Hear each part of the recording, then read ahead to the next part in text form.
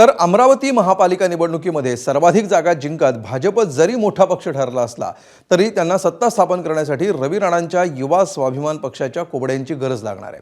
तरीही त्यांना बहुमताचा आकडा गाठण्यासाठी बरेच हातपाय मारावे लागतील। त्यामुळे भाजप राष्ट्रवादीला सोबत घेणार का हे अद्याप स्पष्ट झालेलं नाही।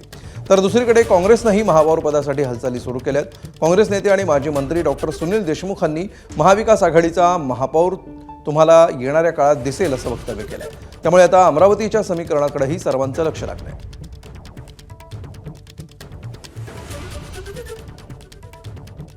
भारतीय जनता पक्ष तर बहुमतापासून फार दूर आहे, फार लांब आहे।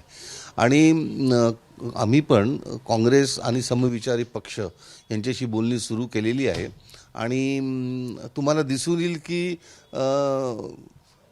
भारतीय जनता पक्षाचा नव्हे तर महाविकास आघाडीचा महापौर येणाऱ्या काळात तुम्हाला अमरावतीवर दिसेल। त्या दृष्टीने आमच्या बोलणी सुरू आहे। आमचा एकच आहे की आम्ही कोणत्याही परिस्थितीमध्ये धर्मांध शक्तीचे हात मिळवणार नाही। त्याच्यामुळे भारतीय जनता पक्षाला सोडून बाकी इतर पक्षाशी आम्ही बोलणे सुरू केलेले आहेत। तर अमरावतीमध्ये महापौर पदासाठी सत्तेची जुळवाजुळव कशी असणार आहे त्यावर एक नजर टाकूया।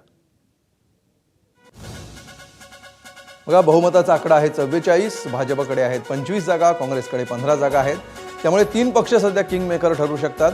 15 नगरसेवक असलेला युवा स्वाभिमान, 12 नगरसेवक असणारा MIM किंवा 11 नगरसेवक असणारा राष्ट्रवादी काँग्रेस पक्ष। एबीपी माझा, उघडा डोळे बघा नीट।